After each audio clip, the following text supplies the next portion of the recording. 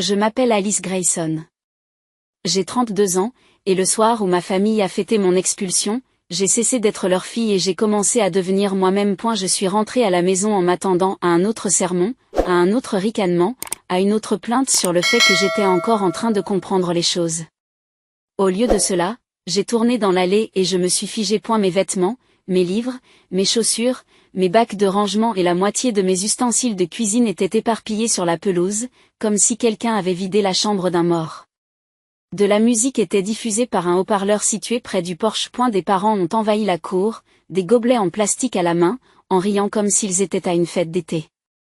Un téléphone, posé sur un pot de fleurs, retransmettait tout en direct. Derrière eux, une pancarte géante indiquait « Va-t'en, pique-assiette. Ne reviens jamais. » Je suis restée là une seconde de trop. Et cela a suffi pour qu'ils me remarquent. Ma tante Karen Blake a levé son verre et a crié que le fait d'avoir plus de 30 ans et de n'avoir toujours rien devait être un record familial. Mon père, Daniel Grayson, m'a regardé droit dans les yeux, a jeté un hot-dog de son assiette et l'a laissé atterrir près de mes chaussures. Il a dit que c'était mon dernier repas gratuit. Personne n'a eu l'air choqué. Personne n'a essayé de l'arrêter. C'est ce qui m'a fait le plus mal. Ce n'était pas un chaos d'ivrogne. C'était une humiliation planifiée. Ma mère se tenait près de la table et faisait semblant d'être mal à l'aise, mais elle ne bougeait pas. Ma jeune sœur Megan est restée près du porche, silencieuse, me regardant me noyer dans une scène qu'ils avaient tous accepté de mettre en scène. Je n'ai pas crié, je n'ai pas pleuré, je n'ai pas supplié. J'ai sorti mon téléphone, pris une photo de la pelouse. Une du panneau et une de chaque visage souriant sous ces lumières. Puis j'ai pris les clés de ma voiture, je me suis retournée et je suis partie sans dire un mot. Ce qui s'est passé après mon départ a été pire pour eux que tout ce que j'aurais pu dire ce soir. Et si vous écoutez en ce moment même, indiquez l'heure et l'endroit d'où vous regardez dans les commentaires, car cette histoire a voyagé bien plus loin que cette pelouse. Le soir même, j'ai loué un appartement de courte durée, le genre d'endroit où les gens ne séjournent habituellement que lorsque quelque chose a très mal tourné. C'était au 3e étage d'un vieil immeuble aux couloirs étroits, à la peinture écaillée près des rampes d'escalier et à la porte d'entrée qui restait bloquée à moins de pousser fort avec l'épaule. J'ai emporté 2 sacs surchargés, un bac de rangement fissuré, ma mallette d'ordinateur portable et une boîte d'ustensiles de cuisine que j'avais réussi à prendre au hasard avant de laisser la pelouse derrière moi. C'était tout ce qui me restait d'une vie que j'avais passé des années à aider d'autres personnes à entretenir. Lorsque j'ai fermé la porte à clé, il était presque 2 heures du matin. Je suis restée au milieu de ce minuscule appartement, écoutant le ronronnement du réfrigérateur et la circulation à l'extérieur, et réalisant que personne n'était sur le point d'appeler mon nom depuis une autre pièce. Personne n'allait exiger quoi que ce soit. Personne n'allait me demander où j'étais, ce que j'avais acheté ou pourquoi j'avais l'air contrarié. Le silence m'a d'abord semblé étrange, mais pas cruel, juste inhabituel. Je me suis assise par terre parce que je n'avais pas encore de canapé. J'ai enlevé mes chaussures et j'ai ouvert mon téléphone. Je ne sais pas exactement pourquoi j'ai commencé à faire défiler de vieilles photos. Peut-être qu'une partie de moi avait besoin de prouver que je n'avais pas imaginé ces 10 dernières années. Peut-être avais-je besoin de quelque chose de plus fort que la mémoire, parce que la mémoire peut être adoucie par la culpabilité.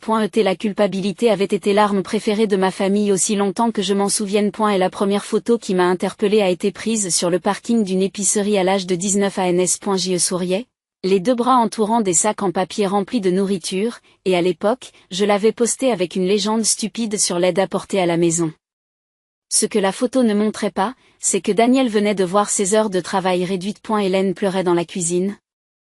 Et j'avais vidé la plus grande partie de mon salaire sans hésiter parce que c'était ce que je m'étais entraînée à faire. Et la photo suivante date de mes 21 ans et ne montre rien d'autre qu'une photo floue d'un ticket de caisse. Mais je m'en suis souvenu instantanément. C'était le mois où la compagnie d'électricité avait envoyé un avertissement de coupure, et ma mère m'avait dit qu'elle avait encore oublié la date d'échéance. J'ai payé avant d'aller travailler, puis j'ai passé le reste de la semaine à écouter mes parents se plaindre de l'argent, comme si je n'avais pas tranquillement résolu le problème le matin même. Puis vinrent les photos liées à l'école. Megan dans de nouveaux vêtements pour un événement. Megan souriant avec un sac à dos que j'avais acheté. Megan tenant des livres que j'avais payés parce qu'elle avait besoin d'un nouveau départ. Chaque fois qu'elle avait besoin de quelque chose. La famille en parlait comme si l'aider était un devoir moral commun. Chaque fois que j'avais besoin de repos, d'espace, ou même d'un respect élémentaire, c'était un sermon sur le fait que tous les autres avaient la vie plus dure. J'ai continué à faire défiler les messages, réparation d'un chauffe-eau, renouvellement d'une ordonnance, livraison d'une épicerie, transfert d'un prêt hypothécaire, argent pour l'essence, fonds d'urgence, remplacement d'un pneu, facture d'un dentiste, frais de retard. Tout était là, étalé sur des années, sous forme de reçus, de captures d'écran et d'ennuyeux petits éléments de preuve que personne ne pense jamais à conserver jusqu'à ce que la survie devienne un tribunal à l'intérieur de votre propre esprit. Ce qui m'a stupéfié, ce n'est pas le montant. C'était le modèle. Je payais, arrangeais, réparais, remplaçais, couvrait et aplanissait les problèmes depuis si longtemps que tout le monde dans cette maison avait commencé à traiter mes efforts comme le temps. Constante. Invisible. Attendu. Puis, au beau milieu de toutes ces photos, un nouveau message est apparu sur mon écran. Il venait de Megan. Maman pleure. La facture d'électricité est en retard. Peux-tu au moins envoyer quelque chose? Je l'ai regardé longuement, puis j'ai regardé à nouveau dans l'appartement. 2 sacs. Une lampe que j'ai achetée en venant. Pas d'épicerie, sauf des biscuits et des bouteilles d'eau. Pas encore de cadre de lit. Pas de chaise digne de ce nom.et d'une manière ou d'une autre, moins de 24 heures après avoir été publiquement humilié et jeté comme un déchet, j'étais encore contacté comme plan de secours. Non pas parce qu'ils m'aimaient, mais parce qu'ils avaient besoin que le système fonctionne à nouveau. Ce message a changé quelque chose en moi. J'ai cessé de considérer leur comportement comme chaotique ou émotionnel. Il était organisé, prévisible, fonctionnel. Il s'adressait à moi de la même manière que les gens s'adressent à un interrupteur sur le mur, sans gratitude, sans réfléchir, en attendant simplement la lumière. J'ai donc commencé à défaire tous les points d'accès qu'ils avaient encore. J'ai ouvert un nouveau compte bancaire à mon seul nom. J'ai changé tous mes mots de passe. J'ai retiré mes cartes de toutes les plateformes de paiement partagées.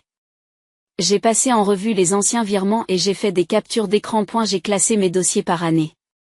J'ai archivé tous les messages qui commençaient par une version quelconque de « Peux-tu juste, nous avons seulement besoin d'un peu d'aide ».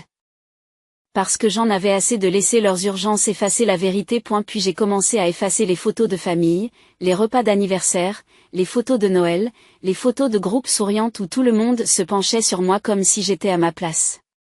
Je les ai supprimées une à une jusqu'à ce que l'album ait l'air plus vide, plus propre, presque honnête. En fin d'après-midi, j'avais acheté un mug, une couverture, une assiette, une chaise d'occasion et une cafetière bon marché.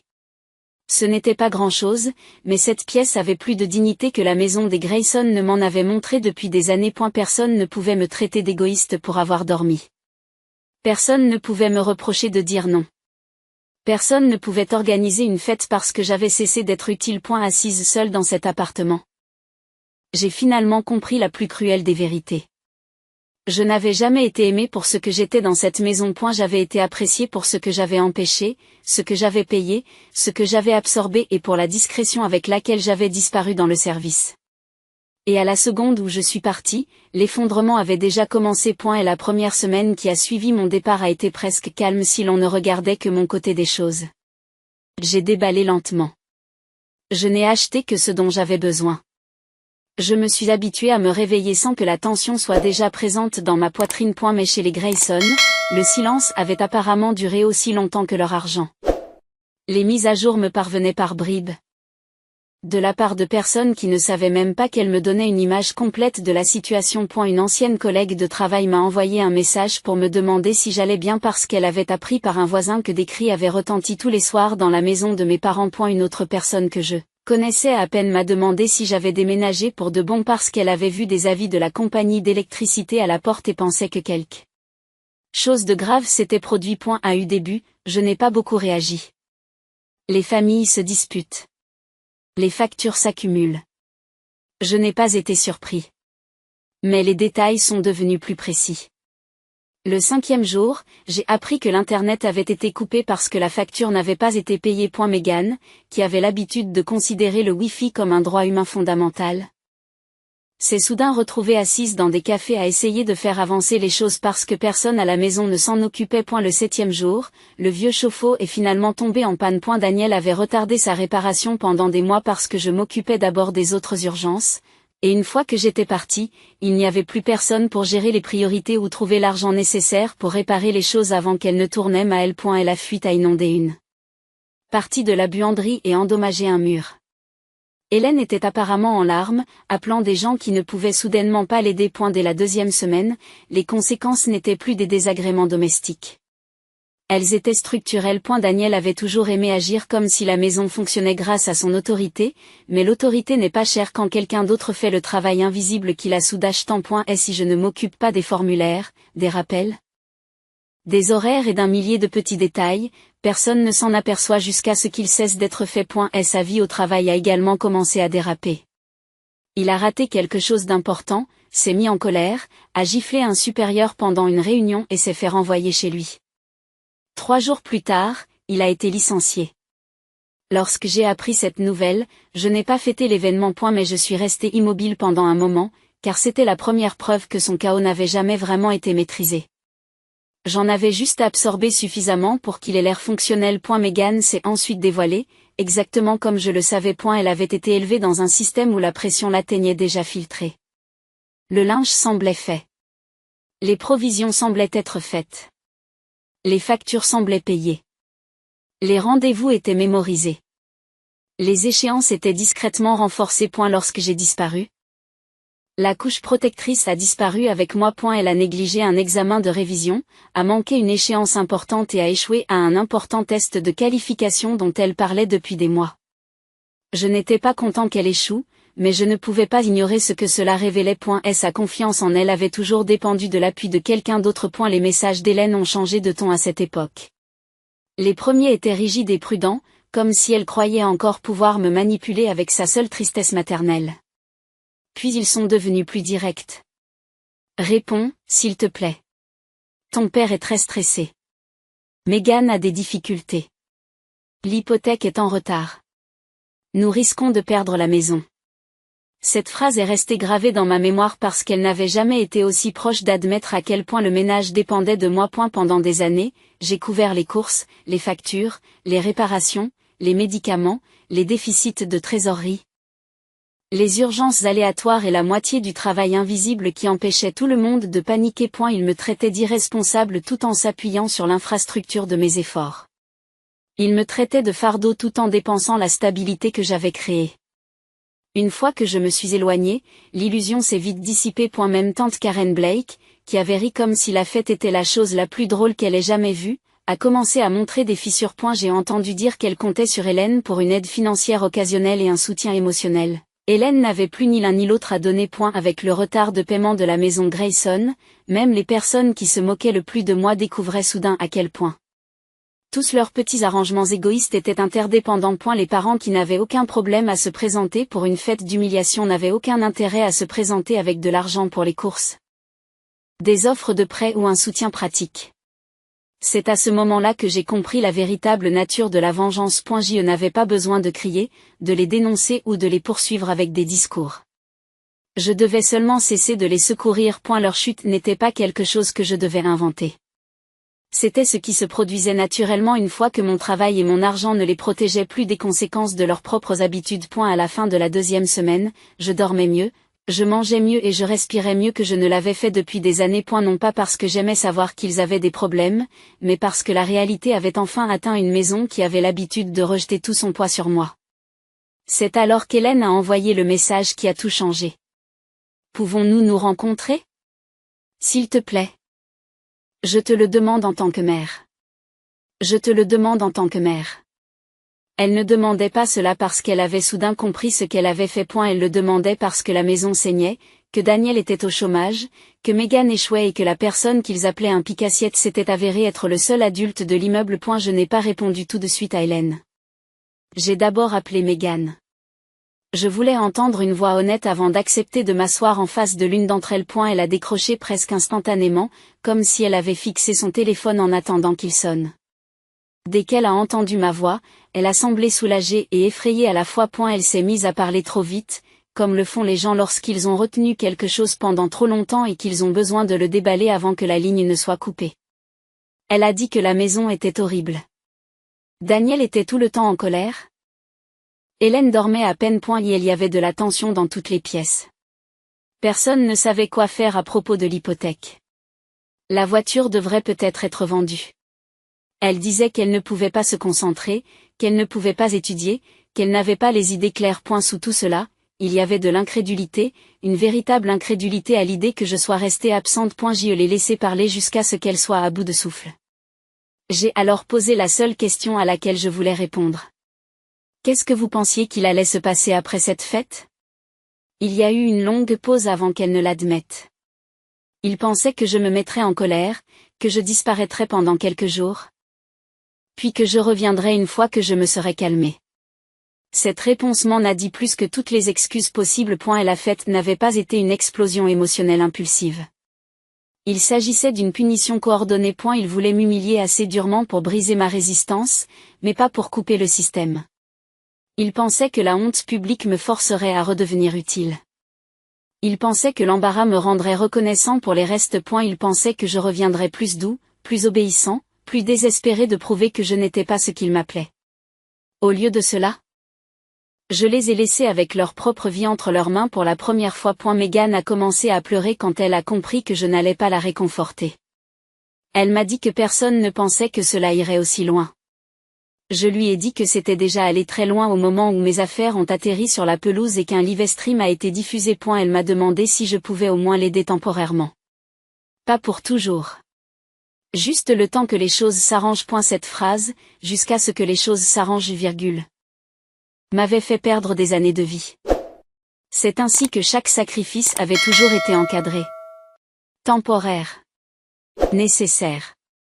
La dernière fois. Jusqu'à ce que les choses se calment. Jusqu'au mois prochain. Jusqu'à ce que ton père se remette sur pied. Jusqu'à ce que Megan rattrape son retard. Jusqu'à ce que le cycle des factures se réinitialise. Jusqu'à ce que la crise passe. La crise n'est jamais passée. Elle a continué à se nourrir de moi. Alors je lui ai dit non. Pas d'argent. Pas de déménagement. Pas de couverture des factures. Pas d'intervention parce que Daniel s'était effondré sous la pression de gérer sa propre vie. Elle a pleuré plus fort et, pour la première fois depuis des années, je n'ai pas confondu la douleur de quelqu'un d'autre avec ma responsabilité. Après avoir raccroché, je me suis assise à ma table et j'ai commencé à rassembler tous les documents que j'avais conservés. Les factures de services publics que j'avais payées, les totaux d'épicerie, les virements bancaires, les reçus de pharmacie, les réparations de voitures, les dépenses d'urgence à la maison, les paiements pour l'école de Megan. L'aide hypothécaire que Daniel avait promis de rembourser. Les retraits d'argent effectués après des appels nocturnes au sujet d'un désastre à la maison. Pièce par pièce, j'ai construit une trace écrite de la vie qu'ils avaient passé des années à effacer avec des mots tels qu'égoïste, paresseux, instable et ingrat. Lorsque j'ai fini de tout trier par année, la pile ressemblait à l'audit d'une petite entreprise en faillite. D'une certaine manière, c'est exactement ce que la famille Grayson avait été. Une entreprise en faillite déguisée en foyer, maintenue par un travailleur non rémunéré à qui tout le monde en voulait d'avoir remarqué l'attente. Ce n'est qu'une fois que j'ai eu ces papiers sous les yeux que j'ai répondu à Hélène. Mon message était court. Je vous donne rendez-vous en public.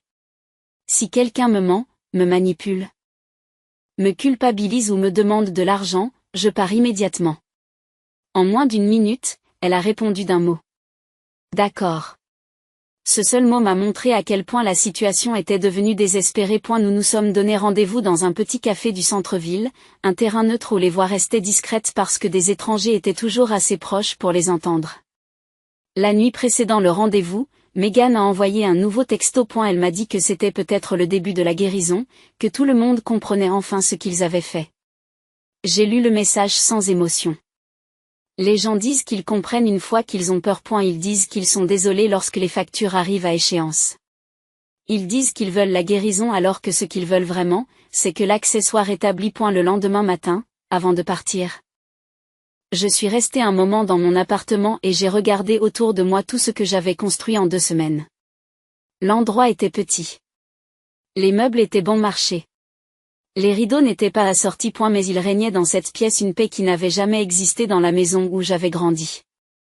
Personne ne s'attendait à ce que je saigne juste parce qu'ils appelaient ça de l'amour. J'ai mis les documents dans mon sac, refermé mon manteau, fermé la porte derrière moi et je me suis dirigée vers le café en étant certaine d'une chose. Si la famille Grayson voulait me voir maintenant, elle allait me voir telle que j'étais vraiment. Pas comme leur fille sur demande, pas comme l'arrangeuse silencieuse, pas comme la personne qu'ils pourraient humilier et encore récupérer plus tard. Ils allaient rencontrer la version d'Alice Grayson qu'ils avaient eux-mêmes créée en allant trop loin. Hélène était déjà assise quand je suis arrivée, tenant à deux mains une tasse de café intacte, comme si c'était la seule chose qui la maintenait ensemble. Megan était assise à côté d'elle, les yeux fatigués et les épaules affaissées. Daniel n'était pas là. Bien sûr qu'il n'était pas là. D'habitude, l'orgueil arrive en retard au désastre. Dès qu'Hélène m'a vue, elle s'est mise à pleurer. Pas en silence, d'ailleurs. C'était le genre de pleurs publiques qui pousse les étrangers à jeter un coup d'œil et à détourner poliment le regard. Un an plus tôt, je me serais précipitée pour la calmer. Cette fois, je me suis assise en face d'elle et j'ai attendu. Elle a commencé par les répliques habituelles. Elle a dit qu'elle était désolée. Elle a dit que les choses avaient dérapé. Elle a dit que tout le monde avait été ému, embarrassé, accablé. Elle a dit que personne n'avait voulu dire ce que l'on pensait. J'ai sorti mon téléphone, ouvert les photos de cette nuit-là et tourné l'écran vers elle. Mes affaires sur la pelouse.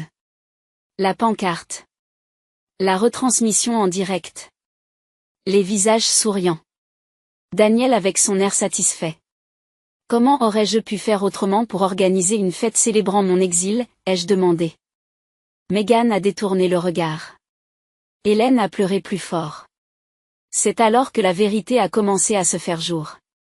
Ils étaient en retard dans le remboursement de l'hypothèque. Daniel a été licencié. Et la voiture pourrait devoir être vendue. Les factures étaient en retard. Tante Karen ne pouvait pas les aider, car elle était elle-même confrontée à un désastre financier. Les parents qui avaient ri à la fête étaient soudain impossibles à joindre. Megan a dit qu'elle n'avait pas réalisé à quel point je m'occupais de tout jusqu'à ce que je sois partie. Cette phrase est tombée plus durement que les excuses. Elle était là. L'aveu caché dans la supplication. Je n'ai jamais été le profiteur. J'étais le système non rémunéré qui les maintenait en vie. Megan a pris la parole ensuite. Et ce qu'elle a dit était la chose la plus honnête que quelqu'un à cette table m'ait offerte. Nous ne pensions pas que tu nous laisserais gérer tout cela. Je me suis penchée en arrière et je l'ai regardé. C'était sa. C'était toute la famille en une seule phrase. Il ne voulait pas que je parte. Il voulait que j'aie peur. Il voulait que je sois obéissante. Il voulait que je sois assez humiliée pour revenir et assez reconnaissante pour accepter le pire. J'ai ouvert mon dossier et j'ai fait glisser plusieurs pages sur la table. Factures, totaux des courses, factures de réparation, virements bancaires, dépenses scolaires, reçus d'ordonnances. Voilà à quoi ressemblait la famille lorsque c'était moi qui vous portais tous. J'ai dit, à quoi ressemblait la famille quand vous m'avez jeté dehors? Aucun des deux n'avait de réponse. Hélène a murmuré qu'elle m'avait déçue. Je lui ai dit que l'échec était privé. Ce qu'ils ont fait était public, délibéré. Fière. Puis elle a finalement posé la vraie question, enfouie sous toutes les larmes. Est-ce que je les aiderais? J'ai répondu immédiatement. Pas d'argent. Pas de déménagement. Pas de compte partagé. Pas de sauvetage. S'ils voulaient des conseils pratiques, je leur en donnais. Vendez la voiture. Réduisez toutes les dépenses inutiles. Parlez à la banque avant que la défaillance ne s'aggrave. Arrêtez d'emprunter pour sauver les apparences. Demandez à tous les parents qui ont apprécié la fête de contribuer à quelque chose de concret, mais je ne leur épargnerai pas le coût de leur propre cruauté. Megan parut stupéfaite, comme si un conseil sans sacrifice n'était pas de l'amour. C'est alors que son téléphone sonne. Elle y jette un coup d'œil et montre le message à Hélène. C'était de Daniel. Si je ne reviens pas avec elle? Demande-lui si elle comprend ce qui se passera si la maison disparaît. Je n'avais pas besoin d'entendre autre chose. Pas d'excuses. Pas de honte. Juste un moyen de pression. La maison. L'image. Les conséquences devenant gênantes. Je me suis levée et j'ai remis les copies dans mon sac. Vous avez tous organisé une fête parce que vous pensiez que ma valeur s'arrêtait au moment où je cessais de vous être utile, ai-je dit. Maintenant, la fête est finie. Les factures sont réelles. Et vous voulez que je me sente coupable parce que la cruauté s'est avérée coûteuse. Je ne reviendrai pas. Je ne paierai pas. Et je ne porterai pas cette famille un jour de plus. Hélène m'a supplié de m'asseoir. Meghan m'a demandé d'y réfléchir. Je leur ai dit que je l'avais déjà fait. Pendant 14 ans. Puis j'ai laissé de l'argent pour mon café et je suis partie sans me retourner. Pendant les 3 jours qui ont suivi la réunion au café, personne ne m'a contacté. Pas d'appel, pas de message. Pas d'excuses émotionnelles soudaines d'Hélène, pas de texte paniqué de Meghan, pas de tentative colérique de Daniel pour reprendre le contrôle. Le silence aurait dû être paisible, mais ce n'était pas le cas. Il m'a semblé stratégique. Je connaissais trop bien ma famille. Lorsque la colère échouait, ils essayaient la culpabilité. Lorsque la culpabilité échouait, ils essayaient la douceur et appelaient cela de l'amour. Alors, quand Hélène m'a finalement envoyé un texto pour me demander si elle pouvait passer à mon appartement, juste pour parler calmement et apporter une petite plante, je savais déjà qu'il y aurait quelque chose de caché sous cette visite. Pourtant, j'ai dit oui. Non pas parce que je lui faisais confiance, mais parce que je voulais voir jusqu'où elle irait maintenant que le désespoir avait remplacé la fierté. Mon appartement était petit et sobre, avec une chaise d'occasion, une table minuscule. Des rideaux bon marché et une lampe qui donnait l'impression que la pièce était plus chaude qu'elle ne l'était en réalité. Ce n'était pas impressionnant, mais c'était le mien. Avant qu'elle n'arrive, je me suis surprise à arranger les choses comme je le faisais toujours avant qu'un membre de ma famille n'entre dans une pièce, en faisant de la place pour son confort tout en ignorant le mien. Lorsqu'Hélène a frappé, elle tenait une plante en pot et une boîte de boulangerie blanche. Elle est entrée avec ce sourire prudent que les gens arborent lorsqu'ils veulent avoir le mérite d'avoir essayé avant d'avoir fait quoi que ce soit de significatif. Elle a regardé autour d'elle, a dit que l'endroit était confortable, que je m'étais bien débrouillée. Et a même dit qu'elle était fière de moi pour m'être mise sur pied si rapidement. Ce mot m'a presque fait rire. Elle n'avait pas été fière lorsque mes affaires avaient été jetées sur la pelouse. Elle n'avait pas été fière quand Daniel m'avait humiliée devant la famille et les voisins. Mais maintenant que j'avais survécu sans eux, elle voulait admirer le résultat. Pendant les premières minutes, elle a maintenu une conversation légère. Elle m'a demandé des nouvelles du quartier, du travail, si je dormais mieux. Puis, petit à petit, la question s'est déplacée. Le loyer était-il cher? Est-ce que je me débrouillais bien? Avais-je pu économiser quelque chose depuis que j'avais déménagé? Je connaissais ce schéma. D'abord l'inquiétude, puis les questions pratiques, puis la demande cachée dans le devoir. Finalement. Elle a fouillé dans son sac à main et en a sorti une enveloppe. Elle l'a posée sur la table entre nous et m'a dit qu'elle voulait seulement que je comprenne à quel point les choses étaient devenues sérieuses. Je l'ai ouverte. À l'intérieur, il y avait des avis de retard, un avertissement concernant l'hypothèque, un rappel de paiement de voiture en retard et une liste manuscrite des dépenses du ménage. À bas de la page, il y avait une phrase écrite de sa main. Même si tu ne reviens pas, tu peux toujours faire ce qu'il faut en tant que notre fille. J'ai levé les yeux vers elle et j'ai dit calmement, c'est donc pour cela que tu es venue. Hélène s'est mise à pleurer, mais pas comme au café. Ses larmes étaient plus fines, plus frustrées. Elle a dit qu'elle ne savait pas quoi faire d'autre. Elle a dit qu'il était impossible de vivre avec Daniel. Meghan s'effondrait et la maison se noyait. Elle a dit qu'elle avait espéré qu'en tant que mère, elle pourrait m'atteindre d'une manière plus douce. Il n'y a rien de doux dans le fait d'apporter des factures dans l'appartement de la fille que vous avez aidé à jeter. Je lui ai demandé pourquoi elle avait promis qu'elle voulait seulement parler si c'était ce qu'elle avait prévu depuis le début. Elle a insisté sur le fait que ce n'était pas un plan, quelque chose qu'elle avait apporté au cas où je semblerais ouverte, au cas où je me souviendrais que la famille aide la famille. Cette phrase a refroidi quelque chose en moi. Je l'avais entendue chaque fois qu'il voulait de l'argent, du travail, de la patience ou du silence. Jamais quand j'avais besoin de protection. Jamais quand j'avais besoin de repos. Jamais quand j'avais besoin que quelqu'un empêche Daniel de faire de mon humiliation un spectacle. Je lui ai dit que la fille à qui elle parlait en ce moment avait été abandonnée sous une pancarte la traitant de pique-assiette alors qu'elle était restée là sans rien faire. Si elle avait voulu une famille, c'était le moment d'agir comme tel. Hélène a pleuré plus fort et a dit qu'elle s'était figée, que tout était devenu incontrôlable et qu'elle le regrettait tous les jours. Je lui ai dit que les regrets ne signifiaient rien lorsqu'il s'agissait d'établir un calendrier de paiement. Elle m'a regardé comme si j'étais cruelle, mais je n'ai fait qu'être honnête. Elle a dit que je lui manquais. Je lui ai dit que c'était peut-être le cas, mais que ce qui lui manquait le plus, c'était ce que je faisais pour cette maison. L'argent, le travail. La façon dont j'absorbais chaque crise avant qu'elle n'atteigne les autres points, puis elle a dit la phrase dont elle pensait probablement qu'elle fonctionnerait encore sur moi. Tu es toujours ma fille. Je l'ai regardée et lui ai dit, la fille sur laquelle tu comptais a été abandonnée sur cette pelouse. Tu n'as pas le droit d'utiliser ce mot maintenant, comme s'il effaçait ce qui s'est passé. La pièce s'est complètement figée après cela. Elle m'a regardée comme si elle ne me reconnaissait plus, et pour une fois, j'étais contente. Elle a dit que j'avais changé. Je lui ai répondu que non, que j'avais simplement cessé de traduire la cruauté en obligation. Je lui ai rendu l'enveloppe et je me suis levée. Je lui ai dit que je ne paierais pas une facture de plus, une réparation de plus, une urgence de plus créée par des gens qui avaient célébré le fait de se débarrasser de moi. J'ai marché jusqu'à la porte et je l'ai ouverte. Elle est restée assise pendant une seconde. Comme si elle attendait que ma culpabilité se manifeste et l'empêche de partir. Cela n'a pas été le cas. Finalement, elle s'est levée, a ramassé l'enveloppe, a pris la boîte de boulangerie, puis a hésité et a pris la plante aussi. Le cadeau était alors conditionnel. Sur le seuil de la porte, elle s'est retournée et a demandé d'une voix blessée si c'était vraiment le genre de personne que je voulais devenir. J'ai pensé à la pelouse, au panneau, au rire et à Daniel qui jetait de la nourriture à mes pieds. Puis j'ai répondu, non. C'est le genre de personne que tu as rendu nécessaire. Elle est partie sans un mot de plus. Après avoir fermé la porte, l'appartement m'a semblé plus calme qu'avant, plus propre en quelque sorte. Pendant des années, décevoir Hélène m'avait donné l'impression d'échouer en tant que fille.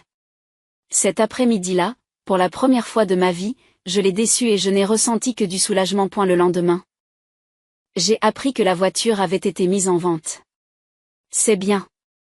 Laissons les apparences passer en premier. Laissons-les apprendre à quoi ressemble la survie lorsque plus personne ne paie tranquillement pour l'illusion. Une semaine plus tard, Daniel m'a appelé pour la première fois depuis la nuit de la fête. J'ai failli l'ignorer, mais je voulais entendre ce qu'un homme pense lorsque sa fierté commence à s'effondrer sous l'effet des conséquences réelles. Et sa voix était plus grave que d'habitude, plus lente aussi. Comme si chaque mot devait franchir quelque chose de tranchant pour sortir. Il m'a dit qu'il voulait me rencontrer. Je lui ai dit qu'il pouvait dire tout ce qu'il voulait au téléphone. Et il y a eu un long silence avant qu'il n'admette que la maison avait de sérieux problèmes. Et elle a dit qu'il était en colère depuis des mois, en colère à cause de l'argent, honteux que les choses soient instables, amer que la famille soit devenue dépendante de l'aide, personne ne voulait admettre qu'il y avait de l'aide. Il a dit que lorsque les membres de la famille ont commencé à plaisanter ce soir-là, il s'est joint à eux. Parce que cela lui semblait plus facile que de les arrêter. Plus facile que de me défendre. Plus facile que d'admettre que la personne dont il se moquait le plus était celle qui tenait la maison ensemble. Je l'ai écouté plus longtemps qu'il ne le méritait. Car je voulais savoir si une véritable responsabilisation se formerait un jour en lui. C'était presque le cas.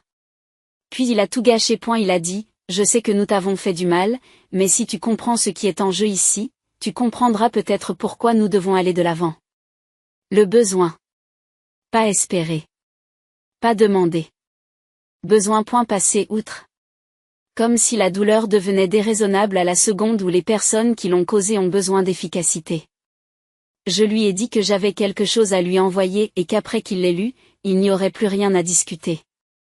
Puis j'ai raccroché. 2 jours plus tôt, j'avais parlé à un avocat. Au fil des ans, j'avais apporté des contributions documentées aux dépenses du ménage, aux paiements hypothécaires d'urgence, aux réparations, aux médicaments, à l'épicerie et à d'autres frais que mes parents avaient promis de rembourser plus tard.